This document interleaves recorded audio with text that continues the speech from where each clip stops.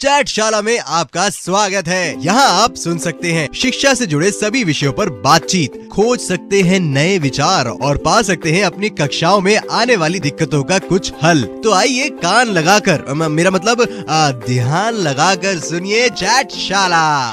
और आज हम बात करने वाले हैं ग्रोथ माइंडसेट यानी कि विकास की मानसिकता के बारे में। हाय मेधा, कैसी हो तुम? मैं ठीक ही हूँ। What do you mean ठीक ही हूँ? क्या हुआ? तुमने मुझे बेकार में चैटशाला के चक्कर में फंसा लिया। मैंने ये पहले कभी नहीं किया है। तभी तो आज के पॉडकास्ट में तुम्हारा होना जरूरी है। ये क्या लॉजिक हुआ? बिल्कुल हुआ। सुनो, आज की चैटशाला का विषय है ग्रोथ माइंडसेट। वो क्या होता है? वही जिसकी तुम्हें अभी जरूरत है। इतनी गोल गोल बातें करोगे तो मैं अभी भाग जाऊंगी। अच्छा, sorry, let me come to the point. Growth mindset धीरे धीरे शिक्षा की दुनिया का एक अहम कॉन्सेप्ट बनता जा रहा है और यह लोगों के सीखने के तरीके पर असर डाल रहा है। कैरल ड्वेक स्टैनफोर्ड की एक प्रोफेसर हैं। उन्होंने इस विचार को अपने काम और किताब माइंडसेट से लोकप्रिय किया। उन्होंने पिछले 30 सालों में इस बात पर रिसर्च की कि क्यों कुछ लोग लगातार सफल होते हैं पर कुछ लोग एक जैसी क्षमता होने के बावजूद ऐसा नहीं कर पाते। उन्होंने पाया है कि लोगों के माइंडसेट यानी मानसिकता का उनकी सफलता पर असर पड़ता है और ये माइंडसेट बहुत जरूरी होते हैं जब कुछ नया सीखने की बात आती है, जैसे कि आज तुम चैटशाला पर बात करना सीख रही हो। पर मुझे ये नहीं करना है, ये मेरे बस की बात नहीं है। I might be sounding like a fool right now। अरे इसी सोच को तो कैरल ड्वेक ने फिक्स्ड माइंडसेट का नाम दिया। फिक्स्ड माइंडसेट वाले लोग यह मानते हैं कि कुछ लोग पैदाइशी बुद्धिशाली होते हैं या फिर बॉर्न स्मार्ट होते हैं और बाकी लोग साधारण होते हैं, जिन्हें अक्सर नॉर्मल कहा जाता है। जैसे अभी तुम मान रही हो कि तुम चैटशाला में बात नहीं कर पाओगी क्योंकि यह कौशल तुम में नहीं है। क्या तुम कोई और उदाहरण दे सकती हो जब तुमने कुछ नया करने की कोशिश की पर फिर भी तुम्हें लगा कि तुम ये नहीं कर पाओगी? हाँ, बचपन में एक बार हाई जंप करने की कोशिश की थी। मुझे 3 चांस मिली थी। तीनों बार मैं रॉड से टकरा गई। तब से मुझे लगा कि बॉस, जिस गली में तुम्हारा घर ना हो ना, उस गली में जाने का कोई फायदा नहीं है। यानी कि तुम मान रही हो कि तुम्हारा अपनी क्षमता पर कोई नियंत्रण नहीं है। क्या तुम्हें सच में लगता है कि अगर तुम हाई जंप की प्रैक्टिस करती रहती तो तुम इसे सीख नहीं पाती? पता नहीं, इतनी कोशिश तो करी नहीं मैंने। एग्जैक्टली। कैरल ड्वेक का यही कहना है कि ग्रोथ माइंडसेट वाले व्यक्ति मानते हैं कि बुद्धि या कौशल लगातार अभ्यास से बनते और बढ़ते हैं। उनका मानना है कि वो लोग जो किसी कौशल में, जैसे गाना गाना या गिटार बजाना में काफी अच्छे होते हैं, वो इस क्षमता को अभ्यास से बनाते हैं और जिनमें ये कौशल नहीं होता वो शायद इस दिशा में अभी प्रयास नहीं कर रहे होते हैं। ओके, पर कैरल ड्वेक के पास इस बात का सबूत क्या है? कैरल ड्वेक ने 13 साल के कुछ बच्चों पर 2 साल तक प्रयोग किया। उन्होंने एक स्तर के बच्चों पर कुछ टेस्ट किए और उस टेस्ट के आधार पर निर्धारित किया कि उनमें ग्रोथ माइंडसेट है या फिर फिक्स्ड माइंडसेट। 2 साल बाद उनके मैथ्स की परीक्षा के परिणामों की तुलना की। उन्होंने हर प्रयोग में पाया कि ग्रोथ माइंडसेट वाले बच्चों का परीक्षा फल काफी बेहतर था। इसलिए ये जरूरी हो जाता है कि हम इस कॉन्सेप्ट को थोड़ा गहराई से समझें और इसलिए मैं चाहता हूं कि हमारे शिक्षक भी इस पॉडकास्ट को सुने, क्योंकि फिक्स्ड और ग्रोथ माइंडसेट का असर हमारे बच्चों के सीखने पर पड़ता है और ग्रोथ माइंडसेट वाला बच्चा अपनी क्षमता को बदलने पर विश्वास करते हैं। तो इसका मतलब है कि अगर मैंने प्रयास किया होता तो मैं भी हाई जंप करना सीख सकती थी, लेकिन तब जब मैं ये विश्वास करती कि मैं अपनी क्षमता को बदल सकती हूँ। हाँ, लेकिन क्षमता को लेकर हमारे विश्वास के अलावा एक और चीज है जो ग्रोथ माइंडसेट और फिक्स्ड माइंडसेट को अलग करती है, वो है फोकस यानी ध्यान। फिक्स्ड माइंडसेट वाले व्यक्ति हमेशा परिणामों पर फोकस करते हैं। उन्हें इस बात की चिंता खाती है कि वो दिख कैसे रहे हैं, कहीं वो बुरे या कमजोर तो नहीं दिख रहे। पर ग्रोथ माइंडसेट वाले व्यक्ति सीखने की प्रक्रिया पर फोकस करते हैं। वो हमेशा ये सोचते हैं कि वो पहले के मुकाबले कितना बेहतर हुए। हाँ, हाई जंप करते समय मैंने भी यही सोचा था कि मेरे दोस्त मुझ पर हंसेंगे और फिर मुझे लगा कि हाई जंप में फेल होकर क्या फायदा। फेल होने से डरना फिक्स माइंडसेट दिखाता है। चलो इसे समझने के लिए थोड़ा ऐसा सोचते हैं कि कोई व्यक्ति सफल कैसे बनता है। प्रयास करके। प्रयास करना तो जरूरी है, पर उसके साथ साथ चुनौतियों को पार करके, अपनी गलतियों से सीख कर या फिर आसपास के लोगों से मिले फीडबैक पर काम करके। अब देखते हैं कि इन चारों चीजों पर ग्रोथ माइंडसेट और फिक्स माइंडसेट वाले व्यक्ति कैसे काम करते हैं। जब कोई फिक्स माइंडसेट से काम कर रहा होता है तब वो प्रयास को उपयोगी नहीं मानता। उसे लगता है कि अगर प्रयास करना पड़ रहा है तो शायद वह उस कार्य के लिए बना नहीं है। अच्छा, अब तुम बताओ कि ग्रोथ माइंडसेट वाला व्यक्ति प्रयास को कैसे देखेगा? ग्रोथ माइंडसेट वाले लोग प्रयास को जरूरी मानेंगे और समझेंगे कि प्रयास की प्रक्रिया से सीखा जा सकता है। क्या मैं ठीक हूँ? बिल्कुल सही। उसी तरह फिक्स माइंडसेट वाले लोगों को चुनौती पसंद नहीं आती, क्योंकि इनसे उन्हें अपनी कमजोरी का आभास होता है और वो उन्हें डरा देते हैं। पर जब ग्रोथ माइंडसेट वाले लोगों के सामने कोई चुनौती आती है तो वह उसे गले लगा लेते हैं, क्योंकि उसमें वो अपने आप को और सक्षम बनाने का मौका देखते हैं। जब तुम हाई जंप में सफल नहीं हुई तो तुम्हें कैसा लगा? मुझे बहुत बुरा लगा। उसके बाद मैंने हाई जंप कभी नहीं किया। मैडम, इसी जगह तो आपने फिक्स माइंडसेट दिखाया। तो फिक्स माइंडसेट वाले लोग अपनी पूरी एनर्जी गलती ना करने पर लगाते हैं। कई बार वो गलतियां छुपाते भी हैं और जब उन्हें टीचर्स, पेरेंट्स या कोच से फीडबैक मिलता है तो वो उसे निजी तरीके से लेते हैं और उसे अपने ऊपर एक वार की तरह देखते हैं। वो फीडबैक को बेकार मानते हैं और फीडबैक देने वाले को अपने से खिलाफ मानते हैं। पर इसके विपरीत ग्रोथ माइंडसेट वाले लोग गलतियों से हताश नहीं होते।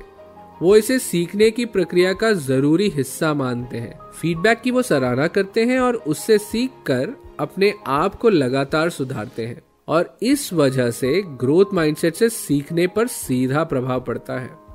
समझी तुम? इसका मतलब ये है कि फिक्स माइंडसेट वाले व्यक्ति मेहनत, चुनौती, गलतियों और फीडबैक सभी से बचने की कोशिश करते हैं और इसलिए सीखकर सफल नहीं हो पाते। मैंने तो ऐसा नहीं सोचा था। इसका मतलब अगर मैं ये सोच रखती तो मैं हाई जंप सीख सकती थी। मेरा, तुम हाई जंप अभी भी सीख सकती हो अगर मैं उसके लिए जरूरी प्रयास को उपयोगी मानूं तो, और उसमें आने वाली मुश्किलों को सीखने की प्रक्रिया का हिस्सा समझूं तो। हाँ, बिल्कुल सही। हाँ, वैसे सचिन तेंदुलकर भी एक दिन में सचिन तेंदुलकर तो नहीं बना होगा। मैंने इतनी जरूरी बात अब जाके सीखी। आई विश मुझे ये बातें स्कूल में किसी ने सिखाई होती। अभी भी कुछ नहीं बिगड़ा है, लेकिन तुमने एक जरूरी बात उठाई कि स्कूलों में ग्रोथ माइंडसेट बनाने पर काम होना चाहिए। इसलिए टीचर्स की इस प्रक्रिया में एक अहम भूमिका है। भारत के अधिकतर स्कूलों में बच्चे समाज के आर्थिक रूप से पिछड़े हुए वर्ग से आते हैं और उन्हें घर में ज्यादा सपोर्ट नहीं मिलता। अब जरा सोचो कि अगर हमारे शिक्षक बच्चों में ग्रोथ माइंडसेट का निर्माण कर पाए तो उनकी जिंदगी कैसे बदल सकती है। तुमने तो मुझे चाटशाला में बुलाकर ये समझा दिया, पर क्या टीचर्स भी बच्चों को बातें करके समझा पाएंगे? अगर तुम टीचर्स की जगह होते तो तुम उन्हें ये बात कैसे समझाते? तो क्या आपको भी लगता है कि बच्चों में ग्रोथ माइंडसेट बनाने में टीचर्स एक अहम भूमिका निभाते हैं? क्या आप इस विषय में अपनी कक्षा से संबंधित कोई किस्सा हमारे साथ बांटना चाहते हैं, या फिर क्या आपके मन में इस विषय से संबंधित कोई सवाल है? तो सोचिए नहीं, नीचे कमेंट सेक्शन में अपने सवाल या अनुभव या फिर अपनी राय लिखिए और भारत भर के शिक्षकों और शिक्षिकाओं तक पहुंचाइए। मुझे मालूम है कि हमारे टीचर्स मुझसे कहीं ज्यादा क्रिएटिव हैं, पर देखिए, बच्चों को उदाहरण से आसानी से सिखा सकते हैं। क्षमता या बुद्धि बदली जा सकती है, यह विश्वास जगाना बहुत जरूरी है और इसके लिए हम उन्हें मसल्स का उदाहरण दे सकते हैं और कह सकते हैं कि इंसान का दिमाग भी किसी मसल की तरह होता है। जैसे अभ्यास और कसरत कर हमारे मसल्स में बल बढ़ जाता है, उसी तरह दिमाग में न्यूरॉन्स होते हैं जो एक दूसरे से जुड़कर ज्ञान, यादें और कोई नई सीख बनाते हैं। और लगातार अभ्यास करने पर दिमाग भी इन कनेक्शंस को बनाने की क्षमता बढ़ाता है। ये तो बताने वाली बात हुई, पर टीचर्स और क्या कर सकती हैं? कैरल ड्वेक का अगला सुझाव टीचर्स में एक व्यवहार की मांग करता है। उनके अनुसार यह व्यवहार बच्चों में ग्रोथ माइंडसेट बनाने की मदद कर सकता है। हम अक्सर बच्चों की क्षमता की तारीफ कर उनकी सराहना करते हैं और उन्हें प्रोत्साहन देते हैं। काबिलियत की बजाय मेहनत की तारीफ करनी चाहिए। तारीफ इस बात पर होनी चाहिए कि बच्चों ने कैसे अभ्यास या प्रयास कर किसी नई चुनौती को पार किया, बजाय इसके कि कोई बच्चा कितना काबिल है या तेज है या फिर स्मार्ट है। कैरल ड्वेक तो कहती हैं कि किसी बच्चे के इंटेलिजेंस की तारीफ करने पर हम उसमें फिक्स माइंडसेट विकसित कर देते हैं। मेरे पापा तो हमेशा कहते हैं कि मैं मैथ्स में काफी होशियार हूँ और हिस्ट्री में वीक। तो अगर वो ये कहते कि मैंने मैथ्स में कोशिश की है तो शायद मैं हिस्ट्री में भी करती, क्योंकि तब मैं समझती कि किसी विषय में सफल होना हमारी कोशिश पर निर्भर करता है, ना कि हमारी काबिलियत। बिल्कुल सही। यही बात कैरल ड्वेक ने एक प्रयोग से कर सीखी। उन्होंने कई स्कूलों से 10 से 13 साल के बच्चों पर एक स्टडी की। उन्होंने इन बच्चों को 2 ग्रुप में डाला। दोनों ही ग्रुप को कुछ आसान पजल्स या प्रॉब्लम सॉल्व करने को दिए। ये पजल्स उनकी उम्र के स्तर के अनुसार चुने गए थे। पजल सॉल्व करने पर एक ग्रुप को लगातार फीडबैक में कहा गया कि वो कितने होशियार हैं और वो इस काम में काफी अच्छे हैं, और दूसरे ग्रुप को फीडबैक में उनके प्रोसेस और जिस तरह उन्होंने इस काम को किया उस पर सराहना दी गई।